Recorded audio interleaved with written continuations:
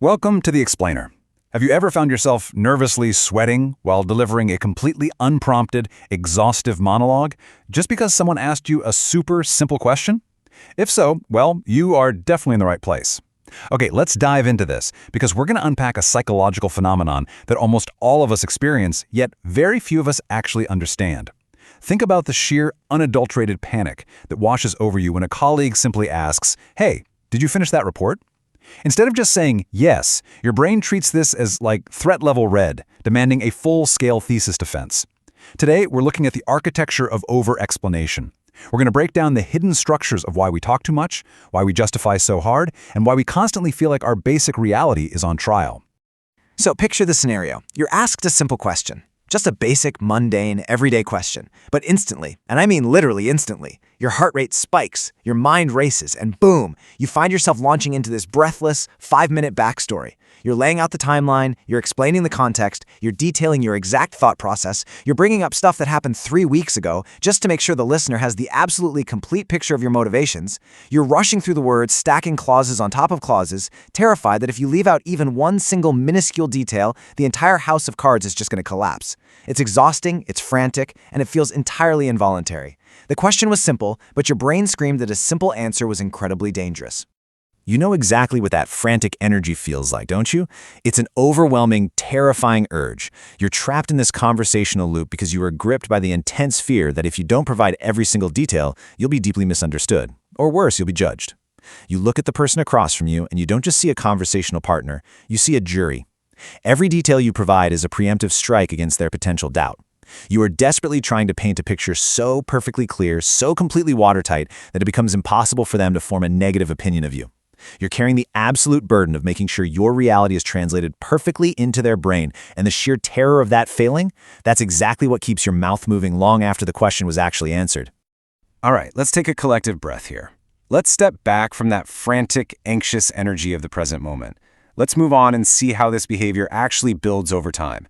Because this kind of intense, deeply ingrained reaction, it doesn't just appear out of thin air. It's not some random glitch in your communication style. When we start to pull back the layers of this behavior, we uncover a really profound psychological mystery. Why is the baseline assumption that you won't be believed? Why is the default setting one of complete self-defense? Well, the answer requires us to look backwards, far before that simple question was ever asked, to the very foundation of how you learn to interact with reality itself. We have to look at the environment where your communication blueprint was first drafted. And here is the root cause. The source material links the desperate habit of over-explaining directly to a history of emotional invalidation. Now, emotional invalidation happens when a child's fundamental perceptions are systematically questioned. Imagine being in an environment where your reality was constantly subjected to doubt. If you said you were sad, you were told you were just tired. If you said something hurt, you were told, "Oh, it's not that bad." If you remembered an event a certain way, you were flat out told, "That's not how it happened." It wasn't just a one-off disagreement, right? It was a systematic, ongoing dismantling of your internal compass. When the adults around you, the actual architects of your early world, constantly question your perceptions, you quickly learn that your baseline truth is never enough. You learn that simply stating your reality will not be accepted on its face. And this brilliantly illustrates the direct pipeline from your past to your present. Think about the childhood origin for a second. Your perceptions were systematically questioned, and your basic experiences required rigorous proof just to be acknowledged by the people who mattered. Well, that directly creates the adult result. A terrifying fear of being misunderstood. It's a perfect, unbroken chain of cause and effect. If your earliest lesson in communication was that your word was inherently fragile and constantly open to skeptical interrogation, of course you grow up into an adult who builds an absolute fortress of words around every simple statement. You over-explain today because yesterday, a simple explanation was never, ever believed. But society doesn't usually view it through this empathetic, psychological lens, does it? Nope. Instead, we've created this incredibly dismissive myth around over-explaining. We label it as just an annoying habit.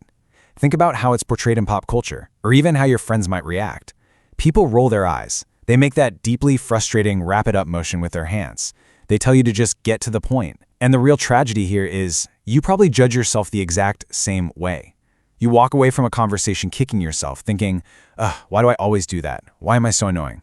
We have culturally downgraded a profound psychological response into a mere social quirk, a minor irritation that we're told we just need to forcefully suppress. So, the crucial point is, we need to completely strip away that negative, dismissive label.